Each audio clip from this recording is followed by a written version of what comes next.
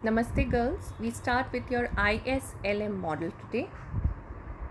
This was basically given by Hicks and Hansen as a synthesis of classical money theory in sequence of Keynesian theory of interest. ISLM वक्र model Hicks और Hansen द्वारा प्रतिष्ठित तथा Keynes के ब्याज सिद्धांतों का एक समन्वय है. So it is basically a synthesis of classical and Keynesian theories.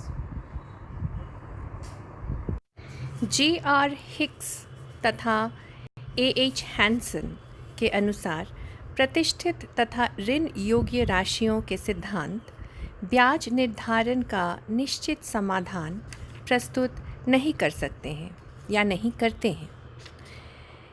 उनके अनुसार ना ही केन्स का नकदी अथवा तरलता अधिमान सिद्धांत ब्याज का पूर्ण एवं निश्चित समाधान है और ना ही प्रतिष्ठित सिद्धांत ब्याज दर का पूर्ण समाधान प्रदान करता है. अतएव उन्होंने अपने तरीके से प्रतिष्ठित और केन्स के दोनों ब्याज सिद्धांतों का समन्वय किया. Hicks and Hansen were not very happy with the indeterminateness or inadequacy of providing solution of the classical and Keynesian theory of interest.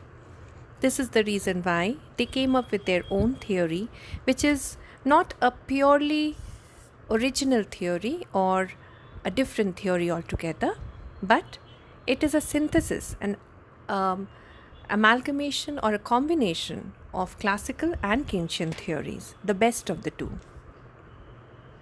उन्होंने अपने तरीके से प्रतिष्ठित और केन्स के सिद्धांतों को एक साथ मर्ज कर दिया.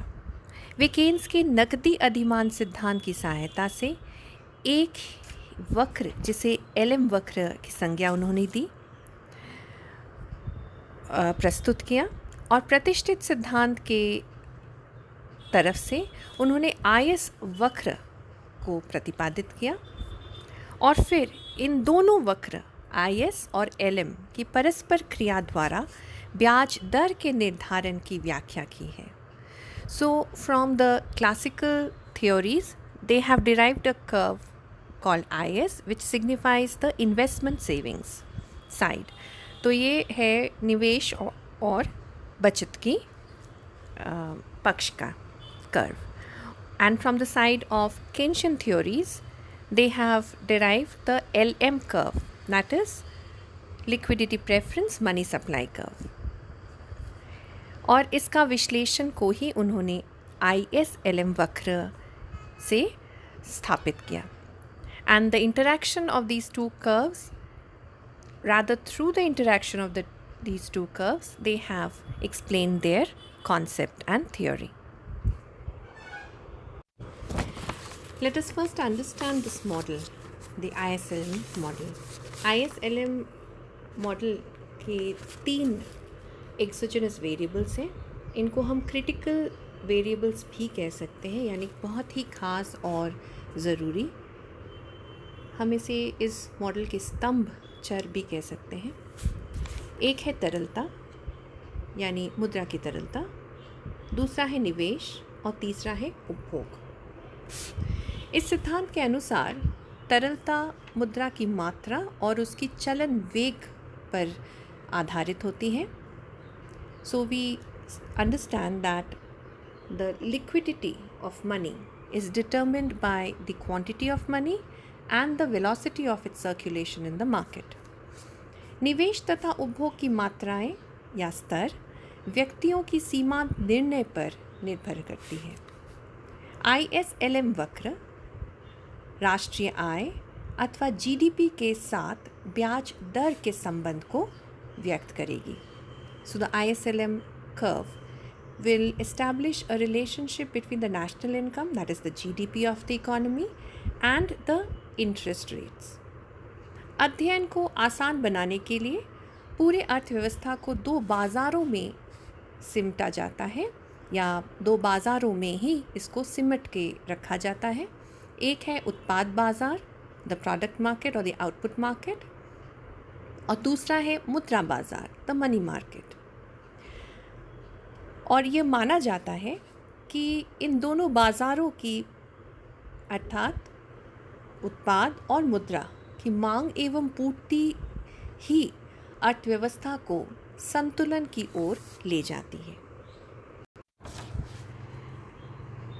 यह मॉडल उत्पाद तथा मुद्रा बाजार के इंटरैक्शन यानी आपसी संबंध तथा आदान प्रदान को ग्राफीय विधि से प्रदर्शित करती है।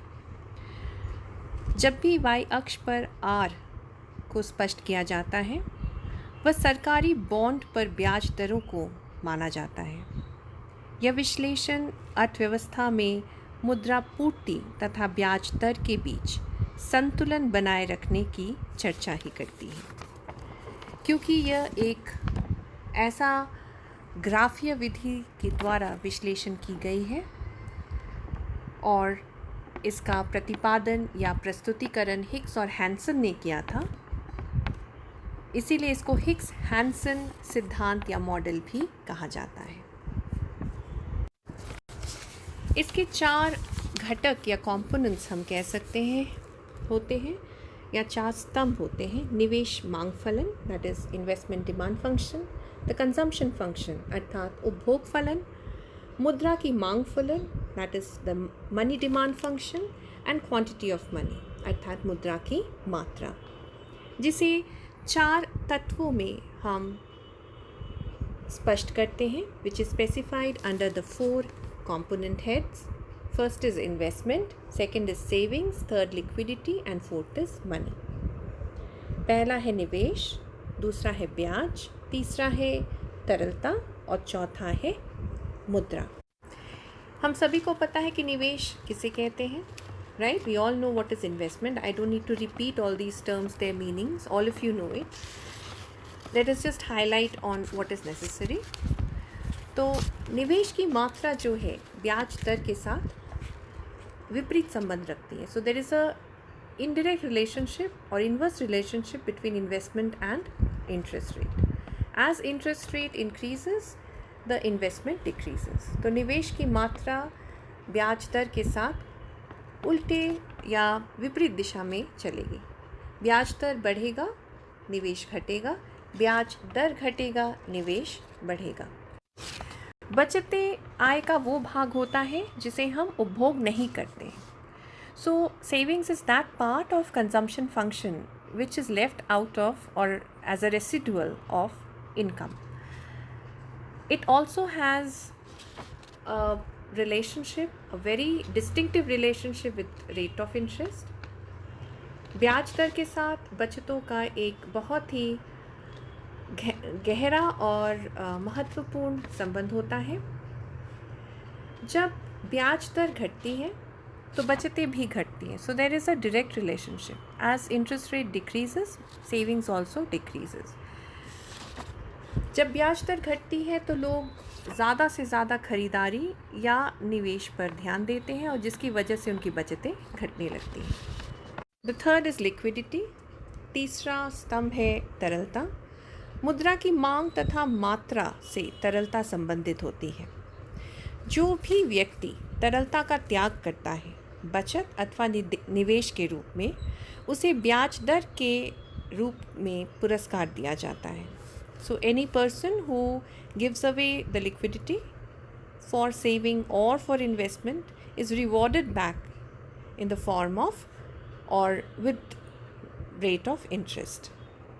चौथा स्तंभ है मुद्रा, money, and in this model money has been given a very narrow definition or narrow viewpoint of only being the medium of exchange of goods and services. तो मुद्रा वस्तुओं एवं सेवाओं के विनिमय के माध्यम के रूप में इस मॉडल में आप कह सकते हैं शामिल किया गया है।